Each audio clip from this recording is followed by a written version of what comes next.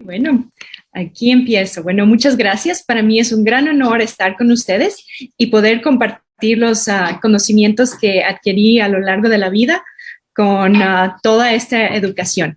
Y el tema que les quiero compartir es la neuropolítica y el rol de la inteligencia de datos, que es una herramienta que estamos utilizando muchísimo en estas épocas y nos ha ayudado como población a crear muchas cosas que han avanzado en nuestra sociedad.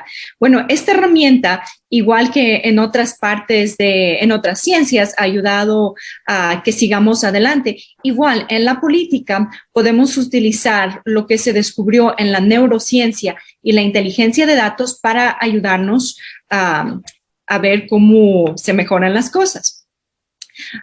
Un poco de mi background, soy doctora en medicina, que es algo raro como para dar estas presentaciones, pero la razón es que me gustan todo lo que se trata de los seres humanos y empecé a estudiar a estas criaturas maravillosas desde temprana edad.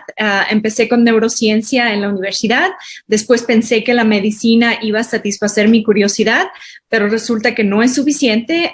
Después hice psicología y ahora estoy estudiando más una maestría de ciberseguridad porque es importante entender ahora qué es lo que pasa con el ser humano en este nuevo dominio, cómo interaccionamos en el ciberespacio y cómo somos diferentes en ese mundo. Y les voy a compartir lo que hemos aprendido.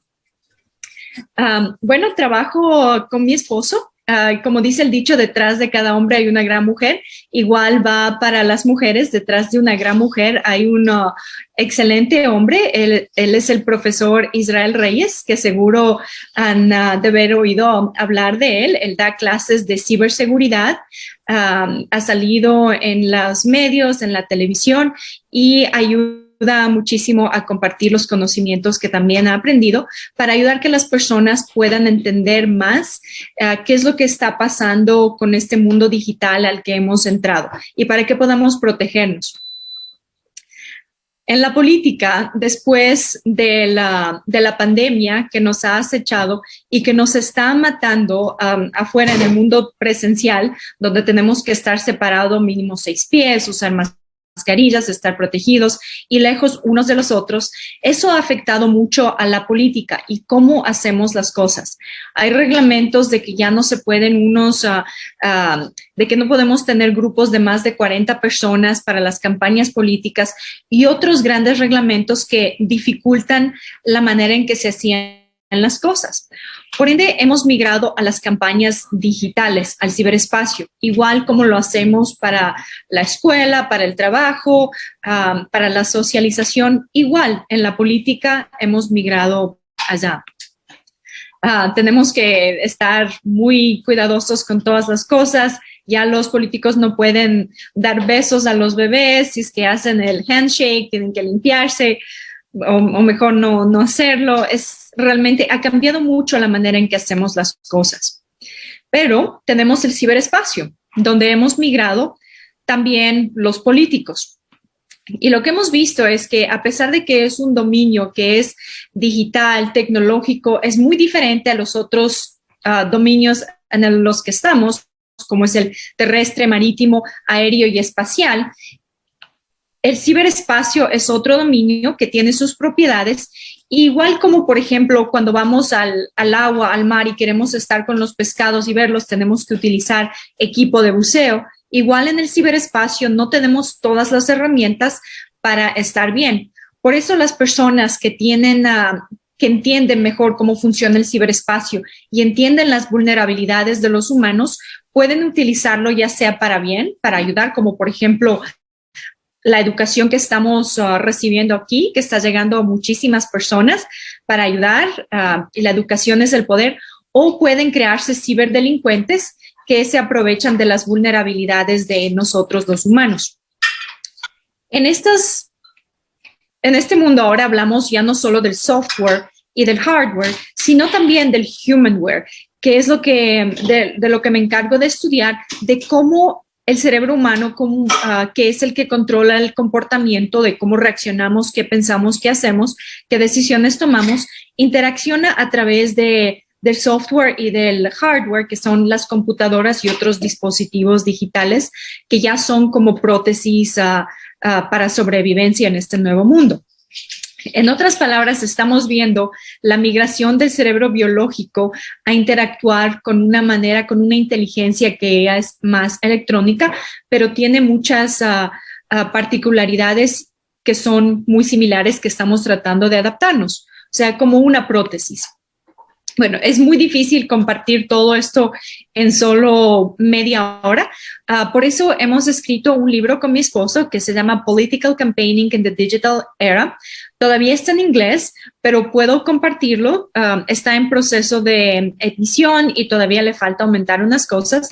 Pero si ustedes quieren, se los puedo enviar para que ya tengan acceso directo a él. Está de manera PDF y pueden hacer preguntas, pueden guiar más la información que quieren que esté ahí mientras todavía está en proceso de edición.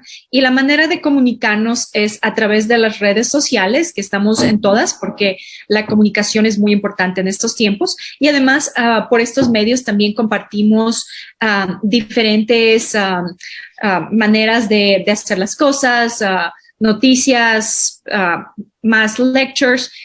Por ahí nos pueden contactar. En este libro, lo que hicimos es recolectar la información de todas estas ciencias para poder extraerlas y hacerlas más entendibles para las personas que están en la política, porque lo que vemos es que esta audiencia no está tan expuesta a estas ciencias y se convierte en un lenguaje más difícil de acceder. Entonces no tienden a tener los beneficios que estas ciencias han descubierto y los avances que han creado. Es lo mismo que, por ejemplo, la analogía que les doy es: yo soy doctora y puedo tener buenas intenciones de cuidar a mis pacientes, pero estoy muy agradecida de que vivo en estos tiempos donde hay buenas herramientas basadas en ciencias como la farmacología, la anestesia, muchas cosas, el método científico y todas las ciencias que me ayudan. Entonces tengo buenas intenciones y buenas herramientas y puedo proveer un buen servicio a las personas. Pero hace 100, 200 años no teníamos estas herramientas y lo que los doctores hacíamos, a pesar de que teníamos buenas intenciones, es hacer daño a los pacientes. Por ejemplo, se les sacaba la sangre por cualquier cosa porque era lo único que se sabía. Si es que tenían que tener una cirugía, era sin anestesia, imagínense en el dolor. Bueno, igual los políticos son líderes de la población que están en el proceso de hacer campañas y después dirigir a la población, pero lamentablemente no tienen suficientes herramientas que simplemente lo anticuado. Y si es que se sigue con las herramientas anteriores, como es la polarización y el echarse mugre a la competencia, es el equivalente a hacer cirugías sin anestesia en tiempos donde ya se inventó la anestesia.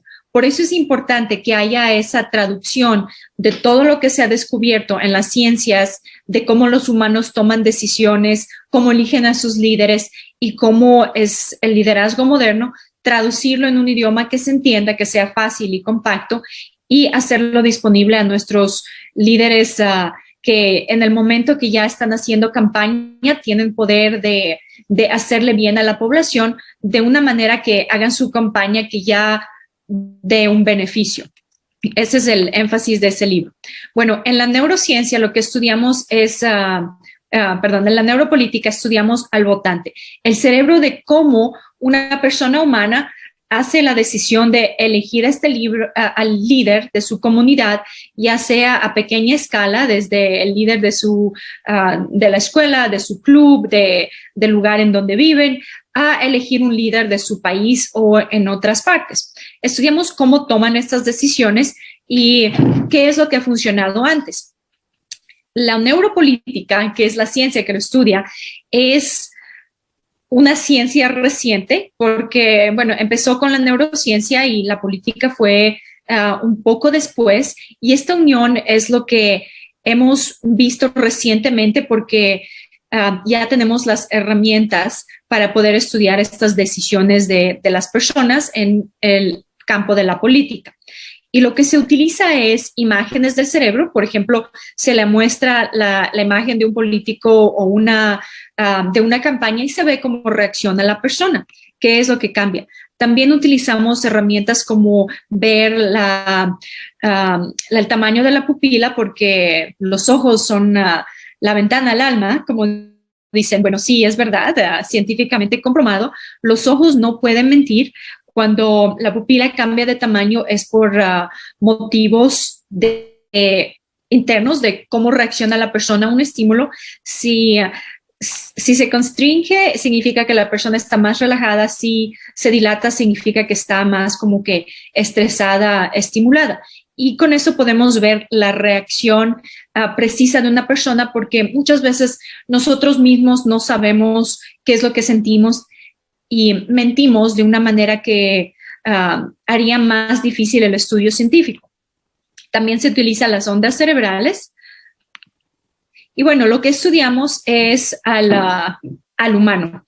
Y cuando hace el comportamiento político, le decimos el homo políticos, porque bueno, estamos entrando en una época desde que ya no somos recolectores, cazadores isolados en poblaciones pequeñas, sino que tenemos sociedades grandes. Y esto se convierte en algo muy complejo de decisiones, de liderazgo, que es mucho más difícil.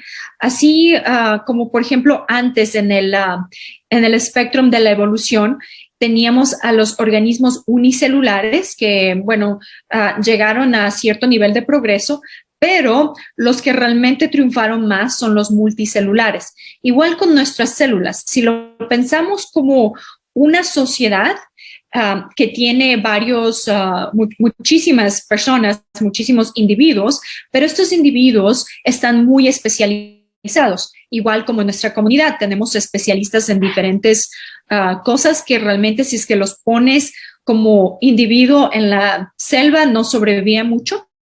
Pero en la comunidad cada uno aporta su granito de arena, su talento, y gracias a la organización del liderazgo que tenemos, que se convierte más y más complicado, nos dirige en dónde las personas con sus talentos y especialidades tienen que trabajar. Y al organizar eso, podemos utilizar los recursos mejores y hacer cosas maravillosas, como por ejemplo sobrevivir en áreas donde no debemos, donde no estamos genéticamente programados, como por ejemplo ir al espacio. Si es que no fuera por la unión y el liderazgo de muchas personas que colaboran, no hubiésemos podido mandar a nuestros representantes fuera de nuestro planeta. Toma liderazgo y toma trabajo en equipo. Bueno, lo que aprendimos al hacer los estudios es que el votante o el ser humano no sabe lo que está diciendo si es que le preguntamos con las encuestas. Hay ese bias que es, bueno, hay muchos bias. Por ejemplo, a veces las personas mienten porque tienen miedo de decir algo, de que después les vaya mal, o quieren complacer simplemente a la persona que está haciendo la encuesta, o quieren decir algo que está socialmente aceptado, o muchas otras razones por las que no dicen la verdad. O a veces simplemente piensan que es una cosa, pero en realidad sienten otra, pero hay una como discontinuidad de traducir lo que está dentro de su cerebro y las acciones que va a generar al describirlo de una manera auditoria. Por eso lo que hacemos es las estrategias de observar la reacción del cerebro mismo, lo más cercano al cerebro, lo mejor. Por eso es que hacemos las imágenes, la medición de la pupila, las ondas electrónicas y también observación de lo que hace y hechos históricos. La población también es importante caracterizarla para que sepamos cómo debemos repartir nuestros recursos, y lo que vemos es que en general tenemos una líder cuando está haciendo su campaña, tiene 3 clases de poblaciones. Los que están con él, no importa lo que sea, los que están en contra del candidato o la candidata, que no importa lo que uno haga, no importa el esfuerzo que se invierta en cambiarles de opinión, no le van a apoyar. y los que están indecisos, que pueden ser personas que realmente todavía no conocen al candidato o recién están madurando, recién están entrando en tomar decisiones políticas. Es importante comprender las poblaciones que uno tiene porque hay que estructurar los diferentes esfuerzos de esta población. Vamos a enfocarnos en los que están indecisos, que es el desarrollo y la maduración política de una persona. Los bebés nacen sin saber qué es lo que, cómo van a votar, qué candidato quieren, o sea, recién aprenden a caminar, a comer y todo eso. Igual, la maduración política toma tiempo y es algo que se empieza a desarrollar cuando están jóvenes, empiezan a tomar ese incentivo, esa curiosidad por la política y de mejorar su mundo. Y tenemos que ver qué estrategias podemos usar para convencer a una nueva persona que no conoce a nuestro candidato o candidata y que no ha desarrollado una opinión pública a que vote por esta persona que no conoce, que no es su familia, no está genéticamente relacionada con él. ¿Cuál es ese proceso? Así como podemos definir qué es lo que hace una persona en aprender a manejar, en aprender alguna otra materia, igual podemos ver y disecar cuál es el proceso de que toma una persona. Y lo que vemos es que el 95% de sus decisiones en general, no solo en la política, no corresponden a la razón ni a lo lógico. Es una falística que tenemos los humanos de pensar que somos seres lógicos. O sea, sí tenemos la capa, la corteza cerebral que utiliza la logística, la lógica para tomar decisiones, pero es solo un porcentaje muy pequeño. Y la mayoría de los errores que hacen los políticos es tratar de hablar de una manera logística y seca con las personas. Por eso tenemos que hablarle a la persona, comunicarnos con nuestra población a través de las emociones, porque ese es el lenguaje que tiene el cerebro. Tenemos que conocer estas emociones y cómo comunicarnos. Es un lenguaje diferente porque no utilizamos sonidos verbales. Se utiliza de todo para llegar, pero, por ejemplo, los sonidos verbales que utilizaríamos tendrían que ser de una manera especial, así como hay diferentes lenguajes, hay el español, inglés, los diferentes. El cerebro no entiende tanto el logístico, sino que es mucho más enfocado en las emociones. Y con el neuromarketing, que es el estudio del procesamiento cerebral, de la neurociencia, con el marketing, que es la toma de decisiones de promover un producto, las industrias comerciales han promovido más esta ciencia y han hecho muchos más descubrimientos porque, bueno, ahí el dinero es el flujo, la energía que mueve las cosas y hemos aprendido mucho de lo que han descubierto y por eso lo podemos usar para promover a un líder, a un candidato, para que las personas utilicen su toma de decisiones y hagan la compra, que en este caso sería dar el voto o ayudar a promover a nuestra líder. También es importante caracterizar, disecar y aprender las partes de cuáles son las características de una imagen basada en las emociones del candidato político ideal. ¿Qué es lo que le gustaría a a la mayoría de las personas? En cada población es importante conocer cómo es nuestra población porque tiene diferentes preferencias.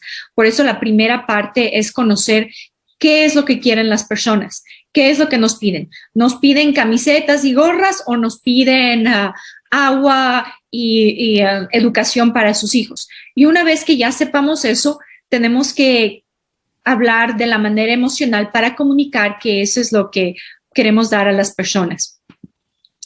Vemos que son dos las preguntas emocionales que tienen las personas cuando están en el proceso de elegir a su líder, que son basadas en emociones. Y antes de apoyar a una persona versus otra, en lo que piensan son dos preguntas que tienen que ser contestadas. ¿Esta persona entiende y se preocupa por gente como yo? Y la otra es, comparte esta persona mis valores. O sea, es alguien que me va a cuidar cuando ya estén en el liderazgo. Es importante tener en cuenta siempre estas dos preguntas para cualquier comunicación que se haga, porque esto es lo que las personas están tratando de ver, porque su futuro está en sus manos, literalmente. Una de las estrategias que podemos utilizar para comunicar esto es el aprovechar algo que tenemos los humanos, que son las neuronas espejo. Estas neuronas, utilizamos los ojos para que entre el estímulo, pero lo que se ve son las caras. Ese es el estímulo.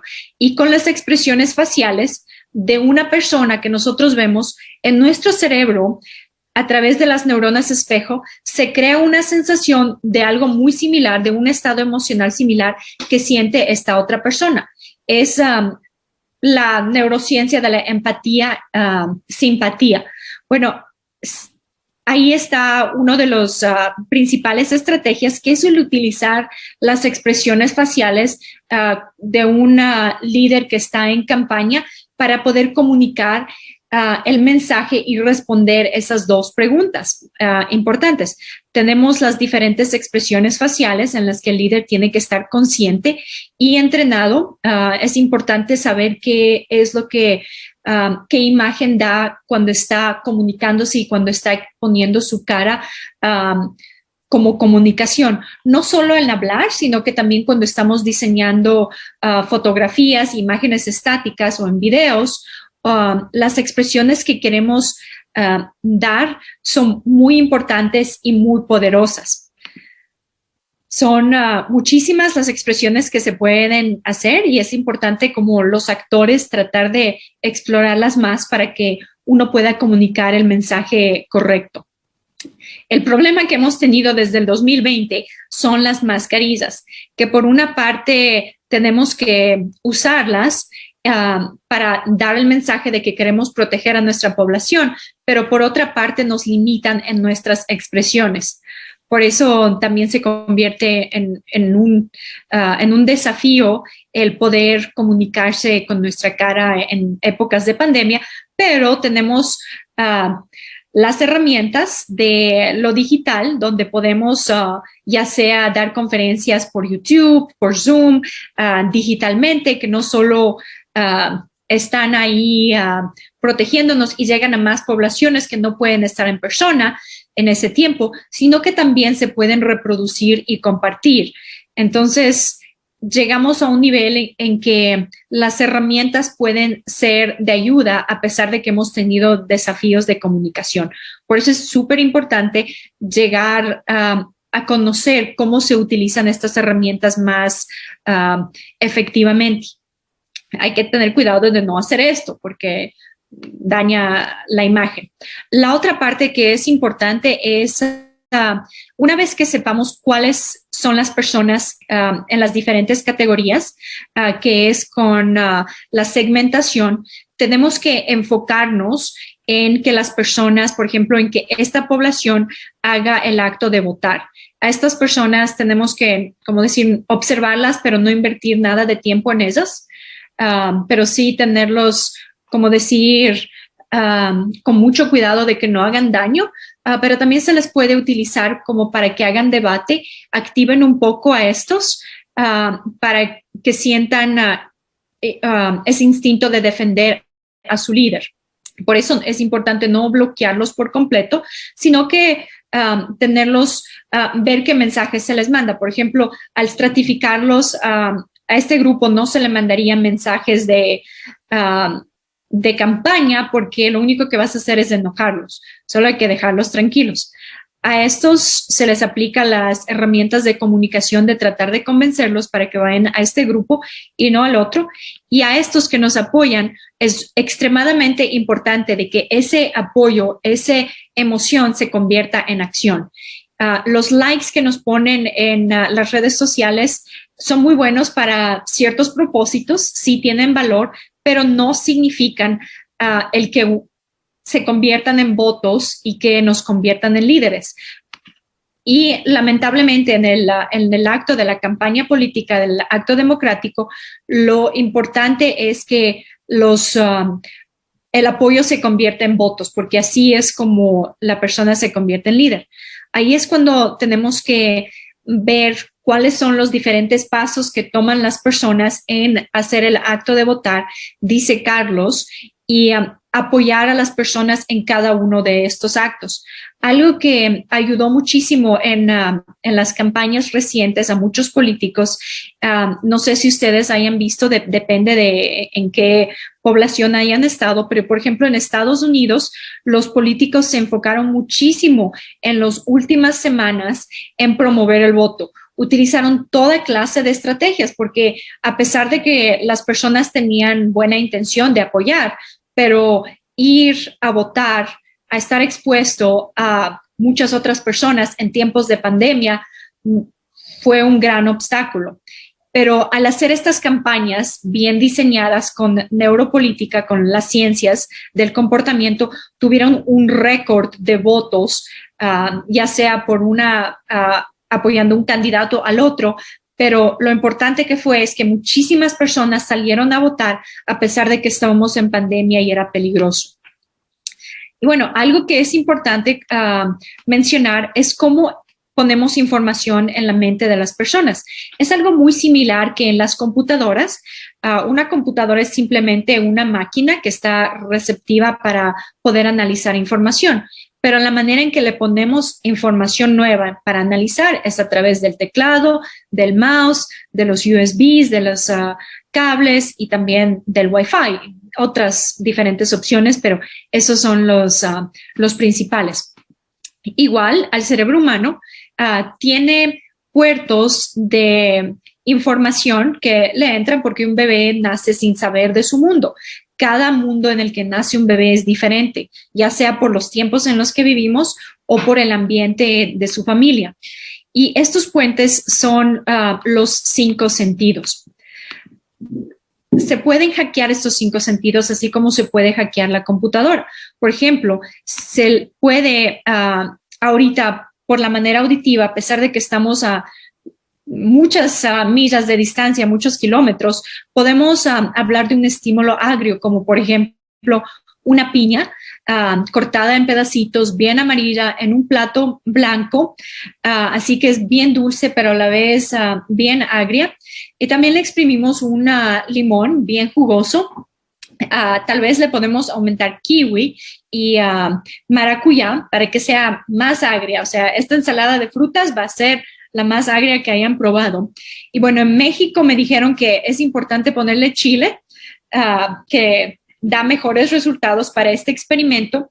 Y lo que van a ver, a darse cuenta de que se originaron ondas sonoras, no hubo un estímulo verdadero, sino lo que hubo son ondas sonoras que salieron de mi boca, entraron a la computadora, se transformaron en electricidad, se fueron al Wi-Fi volando hasta sus computadoras que las recibieron, las tradujeron otra vez en ondas sonoras que entraron por sus orejas, se procesaron, entraron al cerebro en forma de electricidad, porque así es como se comunica el cerebro entre sí.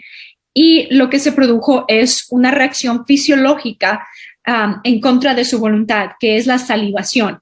Igual como hay estas estrategias de hacer salivar a una persona, también hay estrategias de hacerle enojar, hacerle más violenta, hacerles más preocupados, hacerles compartir teorías de conspiración, hacerles que no se vacunen, que le tengan terror a las vacunas. Estas son las famosas campañas de desinformación. Las operaciones psicológicas son tan poderosas y combinadas con el poder de comunicación del ciberespacio son realmente una herramienta demasiado poderosa. Y así como tenemos, por ejemplo, el cuchillo, que es una herramienta que se inventó antes y se puede utilizar para cosas buenas que nos sirven o para cosas malas como matar personas, igual la información que recibimos de nuestras redes sociales puede ser a veces muy mala.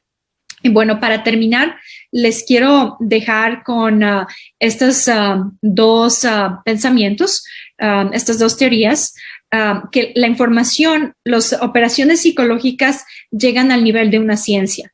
Se utiliza muchas estrategias como segmentación por diferentes maneras y se mandan los mensajes a las diferentes poblaciones. Y llegamos a tener resultados buenos o resultados malos. Este es otro hackeo. Ahí no voy a hablar porque tiene que ser visual.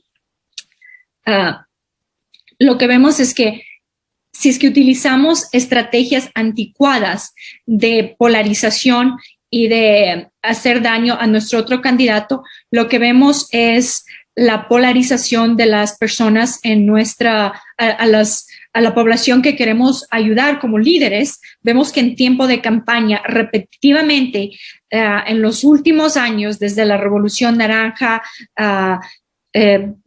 en Estados Unidos, hemos visto en Bolivia, en Perú, en Colombia recientemente, y hasta en Estados Unidos, que son supuestamente avanzados en eso, no pudieron proteger a su población de que se polaricen y atacaran a su propio gobierno, destruyendo su propia infraestructura crítica. Por eso es importante que cuando hacemos nuestras campañas políticas, al entender toda esta ciencia tan poderosa, nos acordemos de que no se trata de manipular a las personas, a la mente del votante, sino que conocer y entender su comportamiento para que nuestras metas se unan, se alineen con las metas de las personas, para que seamos el líder que ellos necesitan, para que alineemos estas metas y podamos darles los servicios que las personas necesiten y ellos nos elijan a nosotros y que sea un win-win para la población. Gracias.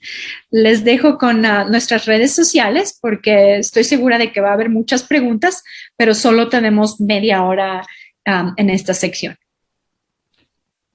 Bueno, doctora Ekaterina Kostiukina, muchas gracias. Lo pronuncié bien, dígame que sí. Muchas gracias.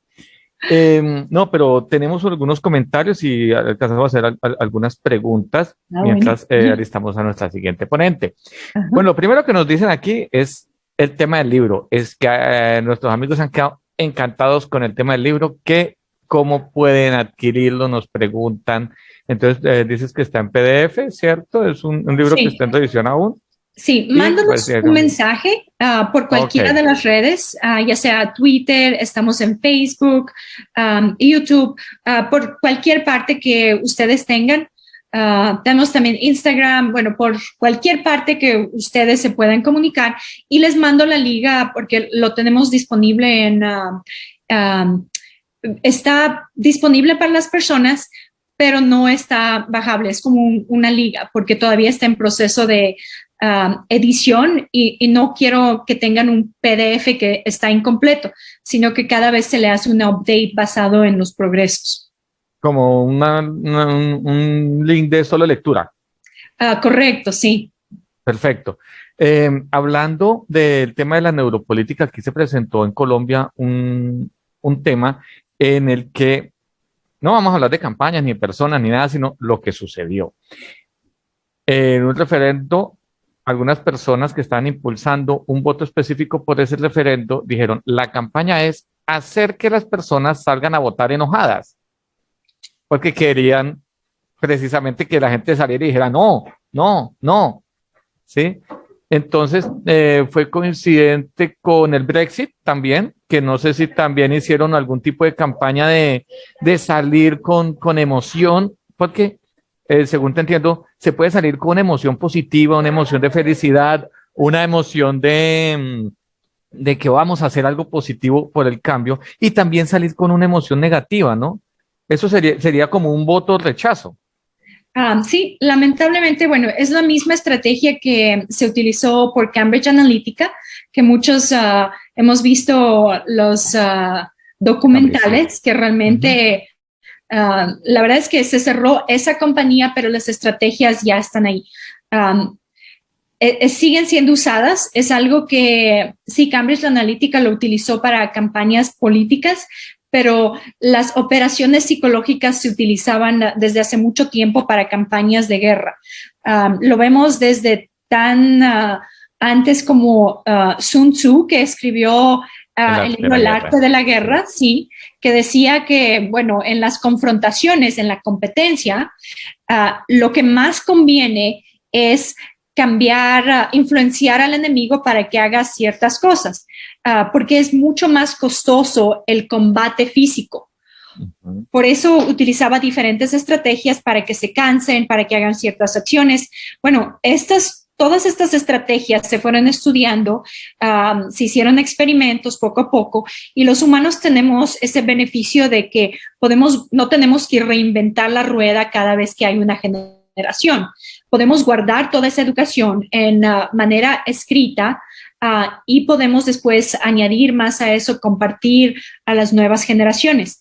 Igual se recolectó mucha información de cómo funcionan los humanos, y lamentablemente nosotros somos medio vagos para hacer acciones, como por ejemplo el acto de votar, que no realmente a un individuo no le conviene mucho, porque a menos que sea un acto de votar en que son 10 personas y eligen a un líder de entre los 10, o que sea algo mucho más cercano, para las personas normales de una población tan grande, el acto de votar no tiene mucho beneficio. Entonces nosotros somos, podríamos decir vagos, pero en realidad es algo que es una conservación de energía, ¿no? Vamos a hacer algo porque sí, o sea, hay muchas otras prioridades que nos llaman, como los hijos, el trabajo, la casa, la familia, tenemos más prioridades. Entonces, lo que se ha visto en la neurociencia, de que las personas son mucho más propensas a hacer una acción cuando están enojadas, que cuando de una manera negativa, cuando están activadas negativamente, a que cuando estén de una manera igual emocionalmente felices. O sea, lo que funciona más, lamentablemente, es el estar enojado y hacen la acción, van y votan. Lamentablemente, bueno, en tiempos de campaña son pocos meses, y cómo funcionan los líderes es que pueden tener buenas intenciones, pero tienen que sobrevivir la campaña. Puede ser que quieran manejar al país o a su comunidad para hacer el bien eventualmente, pero si es que no ganan la campaña, no sirve de nada. Entonces llegan a un estado de mente de que no les importa nada, sino el llegar, y después dicen, soluciono las cosas como sea. Entonces utilizan lo que funciona, que es el activar a las personas de una manera negativa.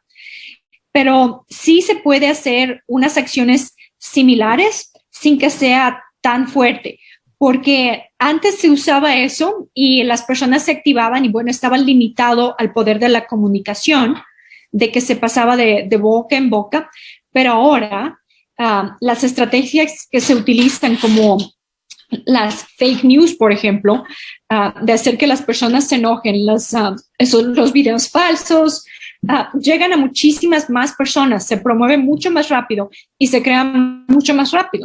Entonces, lo que llegas a tener es una población que está así furiosa, enojada, que llega a hacer cosas un poquito más que el voto, que es lo que se quería hacer inicialmente, sino que llegan a pelearse, a destruir su infraestructura crítica, a tratar de dañar a las personas que apoyan al candidato opuesto, y hacer exactamente las cosas que vimos. O sea, cada vez que hay elecciones en los últimos años y meses, hay no solo drama, sino destrucción, violencia, muertes, y daña la salud mental de la población.